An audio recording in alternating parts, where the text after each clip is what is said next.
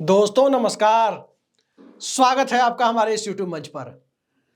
दोस्तों, उसूलों से पीछे हटते हुए इस देश में राजनेताओं को बहुत देखा गया, कई बार सियासी मजबूरी में तो कई बार राजनीतिक स्वार्थ के कारण। लेकिन क्या नीतीश कुमार के भी अब उसूलों से पीछे हटने का वक्त आ गया है? और आखिर वो कौन सा उसूल है जिस पर नीतीश कुमार तमाम राजनीतिक कलाबाजियां खाने के बावजूद अब तक टिके हुए बताए जाते रहे? दरअसल इस देश की सियासत में वंशवाद ने समाजवाद का बेड़ा गर्क किया, इस बात से इनकार नहीं किया जा सकता। तमाम तरह से सत्ता परिवर्तन और व्यवस्था परिवर्तन की बात करने वाले समाजवादी धड़े के नेताओं या फिर यदि दक्षिण की बात करें तो द्रविड़ आंदोलन को चलाने वाली पार्टियों को भी और उनके नेताओं को भी अपने दलों को वंशवाद की घुट्टी पिलाते हुए और वंशवाद को कहीं ना कहीं पल्लवित पोषित करते हुए पूरे देश ने देखा था।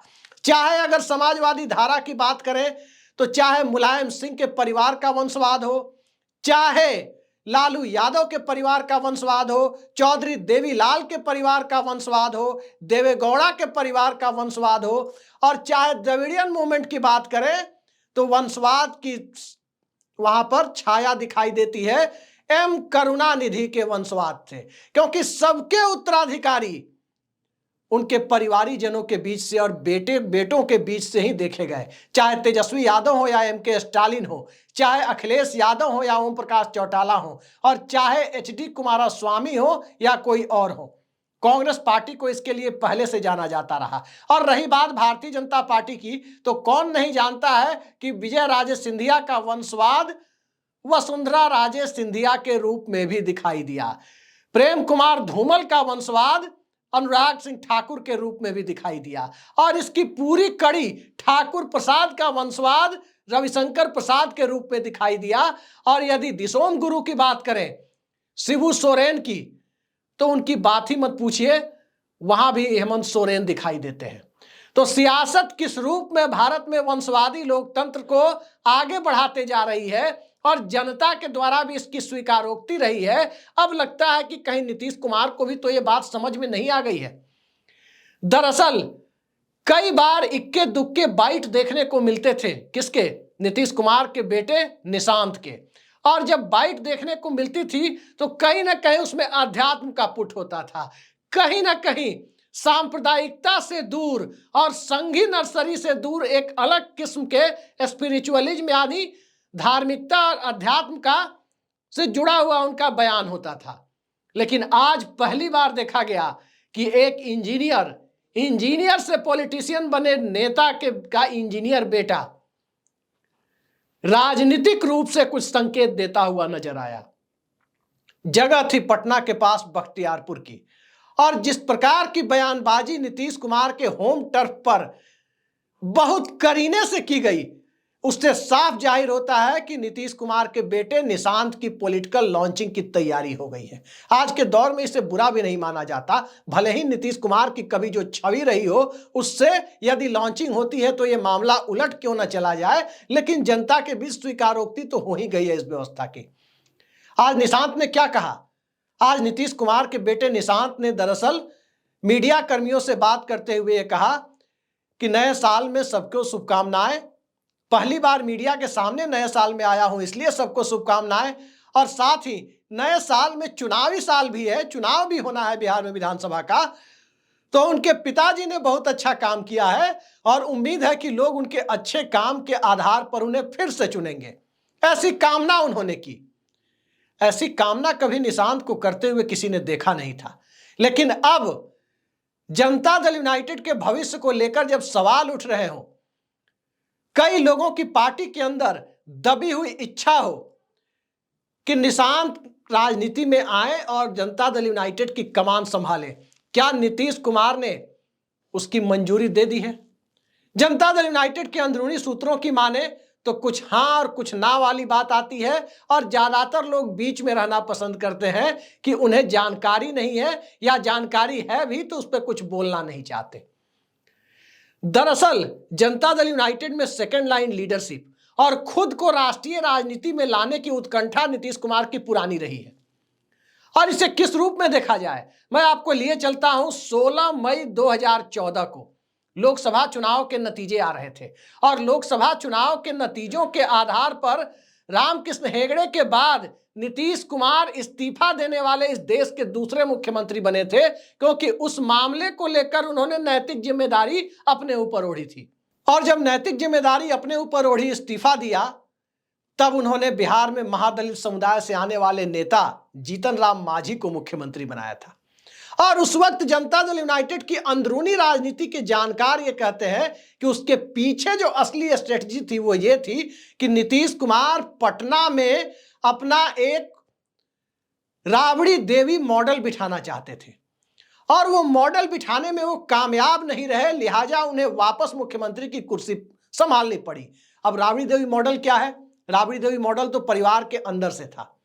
पनीर सेल्वम मॉडल जयललिता ने परिवार के बाहर से बनाया था। वही मॉडल पटना में अस्थायी तौर पर नीतीश कुमार बनाना चाहते थे और इसके लिए जीतन राम मांझी का चुनाव किया। और उसके पीछे की मंशा यह बताई गई कि नीतीश कुमार को यह दिख गया था कि लोकसभा टैलेंटेड पॉलिटिशियन से करीब करीब खाली है, इक्के दुक्के लोग बचे हैं और नरेंद्र मोदी के सामने खुला मैदान है दिल्ली में। और इस खाली जगह को भरने के लिए 2014 में लोकसभा में उनकी नालंदा सीट, जो जेडीयू बुरे दौर में भी जीत करके आ गई थी, वहां से उपचुनाव कराकर दिल्ली पहुंचा जाए और फिर नरेंद्र मोदी के सामने नीतीश कुमार ही विकल्प है, ये अगले 5 सालों में इसकी पुष्टि की जनता के बीच कराई जाए। ये पूरी की पूरी अंदर की प्लानिंग थी। लेकिन उस पर पानी कैसे फिरा? दरअसल इस प्लानिंग को सक्सेस बनाने के लिए जीतन राम मांझी का बिल्कुल कुर्सी पर बैठकर नीतीश कुमार को एक प्रॉक्सी चीफ मिनिस्टर के हैसियत में स्वीकार करना पहली शर्त थी। और उस पहली शर्त, प्री कंडीशन पर वो कायम नहीं रह पाए। कायम इसलिए नहीं रह पाए क्योंकि जीतन राम मांझी की राजनीतिक महत्वाकांक्षाओं को हवा देने वाले व्यक्तियों की संख्या कम नहीं थी, पार्टी के अंदर भी, पार्टी के बाहर भी, बीजेपी में भी। नतीजा यह हुआ कि जीतन राम मांझी को कुर्सी से हटाना पड़ा। राष्ट्रपति भवन तक विधायकों की परेड कराई गई, मांझी को इस्तीफा देने पर मजबूर किया गया और नीतीश कुमार ने वापस कमान संभाली और अपने पॉलिटिकल सर्वाइवल के लिए, जनता दल यूनाइटेड के राजनीतिक भविष्य को बनाए रखने के लिए बिहार की राजनीति में न चाहते हुए भी नीतीश कुमार को वापस आना पड़ा।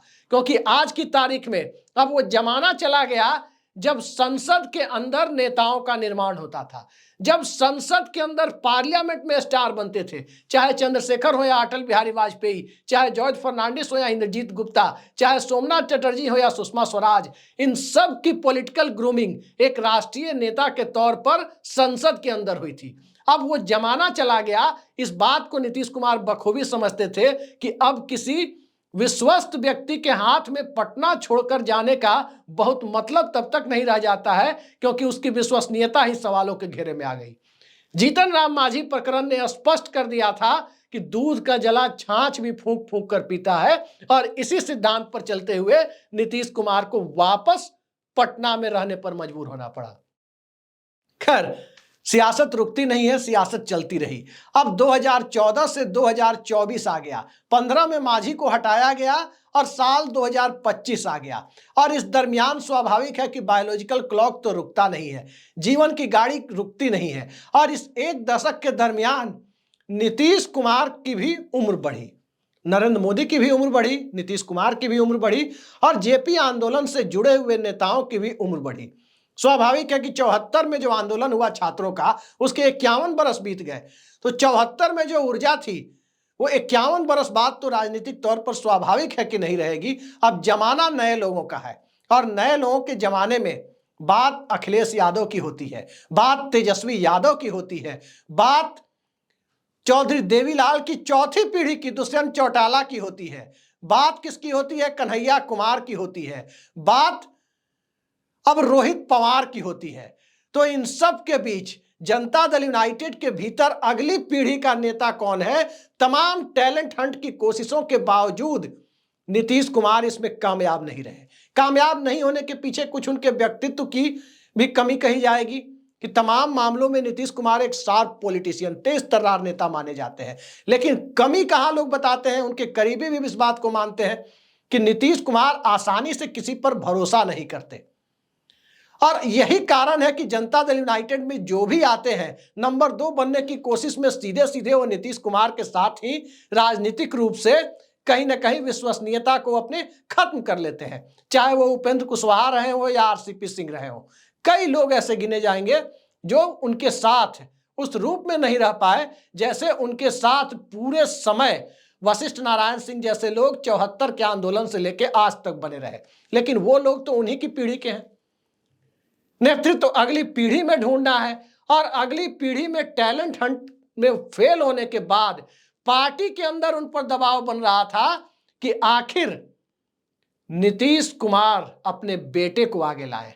लेकिन नीतीश कुमार के करीबियों का यह मानना है कि नीतीश कुमार इस विचार के हमेशा रहे जिस विचार के समाजवादी धारा के अंदर पूर्व प्रधानमंत्री चंद्रशेखर और बीजू पटनायक जैसे नेता रहे, कि उनके जीते जी उनके परिवार का कोई व्यक्ति सक्रिय राजनीति में नहीं आएगा, बाकी उसके बाद उसका स्वतंत्र फैसला है। लेकिन अब जो हालात हैं, नीतीश कुमार को अपने सामने ये काम कराने पर शायद मजबूर होना पड़ रहा है। इसलिए इस तरह की पहली बयानबाजी निशांत की तरफ से की गई है। ट्रेलर दिखाया गया है और ट्रेलर के आगे फिल्म भी दिखेगी। निशांत की छवि कम से कम ऐसी नहीं रही है कि कोई कहे कि कहीं कोई किसी पब में जाके मारपीट कर रहे थे। निशांत की छवि साफ सुथरी रही है।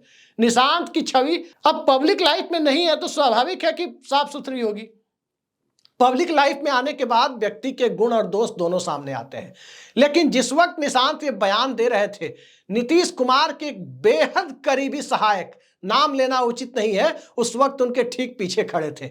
इससे अंदाजा लगाया जा सकता है कि माजरा यूं ही नहीं है बल्कि बहुत आगे की चीज इसमें है। अब सवाल उठता है कि नीतीश कुमार 3 सदनों में रह चुके, 4 सदन होते हैं भारत की लोकतांत्रिक व्यवस्था में, विधान परिषद, विधानसभा, लोकसभा और राज्यसभा। पिछले 40 सालों के दरमियान यानी 1985 से 2025 तक लगातार नीतीश कुमार किसी न किसी सदन में रहे। 4 में 3 सदन हो चुके, राज्यसभा नहीं पहुंचे। 85 से 90 तक विधानसभा, 85 से 89 तक विधानसभा में रहे। 89 से लेकर 2005 तक 16 सालों में 6 लोकसभा चुनाव जीतकर 6 बार के लोकसभा सांसद रहे। और 2005 से या 2006 से नीतीश कुमार बिहार विधान परिषद के सदस्य हैं। तकरीबन 19 सालों से वो विधान पार्षद हैं। राज्यसभा नहीं गए हैं। एक बार सदन में, पिछले वर्ष की ही बात है, उन्होंने इस बात को कह भी दिया था कि 3 जगह तो हो चुके हैं, अब एक राज्यसभा बाकी है। ये नहीं कहा था कि जाने की उनकी उत्कंठा है, लेकिन ये कहा था कि वहां अभी तक नहीं गए हैं। तो क्या वहां जाने की बुनियाद रखी जा रही है?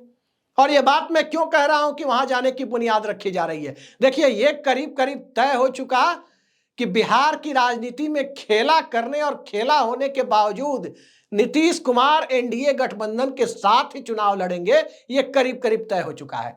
लेकिन खेला उससे भी बड़ा होने की संभावना चुनाव के बाद है। एनडीए के साथ चुनाव लड़ेंगे, 120 से कम सीटों पर चुनाव जेडीयू नहीं लड़ेगी। ये एकदम क्लियर है, एम्पली क्लियर है कि 120 से कम सीटों पर जनता दल यूनाइटेड चुनाव नहीं लड़ेगी। और जब 120 से कम पर चुनाव नहीं लड़ेगी तो यह भी माना जा रहा है कि बिना किसी चिराग मॉडल के जब चुनाव होगा तो उस चुनाव में 80 के नीचे शायद ही जेडीयू रुके।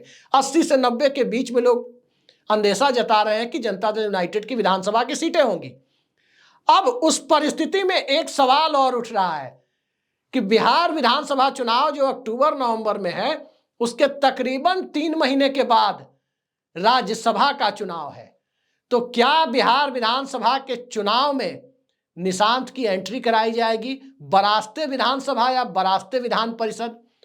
और क्या निशांत को बिहार में मुख्यमंत्री के पद पर लाया जाएगा? देखिए, सारे सवाल भविष्य के गर्भ में है, लेकिन इस बात की चर्चा जरूर है कि निशांत से उम्र में छोटे लेकिन निशांत से पहले राजनीतिक पारी शुरू कर चुके तेजस्वी यादव, क्या उनसे पहले निशांत मुख्यमंत्री बन जाएंगे? अभी तो आज ट्रेलर आपने देखा कि पॉलिटिकल बयान निशांत ने दिया। पॉलिटिकल बयान क्या कि उनके पिता ने बहुत अच्छा काम किया है और उम्मीद है कि लोग इस चुनाव में भी उन पर भरोसा करेंगे। और यह भरोसा उनके ऊपर होगा तो क्या ये उसी तरह होगा जैसे बिना मुख्यमंत्री का नाम घोषित किए अखिलेश यादव की पूरी सक्रियता के बावजूद लोगों को यह लग रहा था कि मुख्यमंत्री 2012 में मुलायम सिंह यादव ही होंगे, तो बिना नाम घोषित किए चुनाव हुआ और चुनाव के बाद मुलायम सिंह यादव ने अखिलेश यादव को सत्ता सौंप दी। क्या उस ढर्रे पर नीतीश कुमार जा रहे हैं? अब तक उनकी पहचान यही रही है कि सियासत नीतीश कुमार की जो होती थी वो ठीक है, कभी भाजपा के साथ जाएं, कभी राजद के साथ जाएं, कभी सेकुलर कैंप में जाएं, सो कॉल्ड सेकुलर कैंप में, तो कभी सो कॉल्ड कम्युनल कैंप में जाएं, लेकिन वंशवाद के मुद्दे पर नीतीश कुमार कोई समझौता करने वाले दिखाई नहीं देते थे। लेकिन क्या माझी प्रयोग की विफलता, जनता दल यूनाइटेड में सेकेंड लाइन लीडरशिप को उभारने में उनकी क्षमता का अभाव, क्या उन्हें वापस अपने परिवार के अंदर से ही पॉलिटिकल ग्रूमिंग करने के लिए, राजनीतिक नेतृत्व को विकसित करने के लिए मजबूर कर दिया? और क्या इसी मजबूरी में कहीं ऐसा तो नहीं होगा कि नीतीश कुमार के बेटे निशांत चुनाव के बाद मुख्यमंत्री बने और नीतीश कुमार 2026 से 32 के कार्यकाल के लिए राज्यसभा जाकर चौथे सदन पहुंचने का अपना सपना भी पूरा करें? और इन सब के बीच यदि राष्ट्रीय जनता दल के साथ सरकार बनाने की नौबत आई तो निशांत मुख्यमंत्री और तेजस्वी उप मुख्यमंत्री की बातें तो नहीं हो जाएंगी। सारी बातें भविष्य के गर्भ में है, कहा कुछ नहीं जा सकता। लेकिन हालात बिहार में जो बन रहे हैं, जनता दल यूनाइटेड के अंदर जो हालात हैं कि नीतीश कुमार के बाद पार्टी का क्या, क्योंकि साफ दिखाई दे रहा है कि पोस्ट नीतीश कुमार जनता दल यूनाइटेड का राजनीतिक अस्तित्व खत्म है। यूं कहें कि नीतीश कुमार के रहते हुए ही पार्टी बिखर न जाए, कुछ इधर जाए कुछ उधर जाए, कुछ भाजपा की तरफ कुछ राजद की तरफ, बचे खुचे कांग्रेस में, और जो बहुत ज्यादा समाजवादी धारा के साथ जुड़े रहे वो सियासत के साथ अपनी वैचारिक प्रतिबद्धता को देखते हुए बिना समझौता किए राजनीति को छोड़कर दूसरे कामों में लग जाए, ये संभावना ज्यादा थी। लिहाजा अब नीतीश कुमार को वही लाइन पकड़नी पड़ सकती है जो एक बार अखिलेश यादव के बारे में छोटे लोहिया कहे जाने वाले जनेश्वर मिश्र ने कही थी।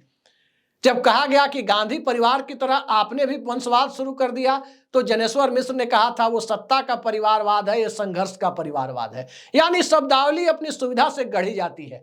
तो क्या सत्ता और संघर्ष के परिवारवाद के बीच नीतीश कुमार ने बीच का रास्ता निकालने के लिए अपनी तरफ से पहल कर दी है? जेडीयू के कार्यकर्ताओं की इच्छा तो है, क्योंकि नई पीढ़ी के कार्यकर्ताओं में समाजवाद और ये सारी बातें अब सिर्फ कागजों पर टोपी पहनने के लिए, कोई लाल टोपी कोई हरी टोपी, ये सब करने के लिए बची है, न कि वैचारिक प्रतिबद्धता अब 1991 की आर्थिक नीति के बाद उपभोक्तावाद के दौर में किसी भी दल में बची हुई है। कहीं कुछ नहीं बचा है ऐसा, बस सिर्फ सिंबल बचा है, टोपी बची है। तो टोपी बचाने के लिए, धारा बचाने के लिए, विचारधारा को बचाने के लिए क्या वंशवाद के दायरे में जनता दल यूनाइटेड ने अपना नेतृत्व देख लिया है? देखते जाइए। बिहार की सियासत में राजद परिवार की वंशवेल आपने तेजस्वी यादव के रूप में देखा, भाजपा परिवार की वंशवेल आप अशोक यादव, रविशंकर प्रसाद, ऋतुराज सिन्हा इस तरह के नामों में देख रहे हैं। तो क्या जदयू परिवार की वंशवेल भी निशांत के रूप में आप देखेंगे? थोड़ा इंतजार कीजिए, सब कुछ आपके सामने आ जाएगा। ट्रेलर देख लिया, फिल्म देखने के लिए थोड़ा इंतजार कीजिए। आज के लिए इतना ही, नमस्कार।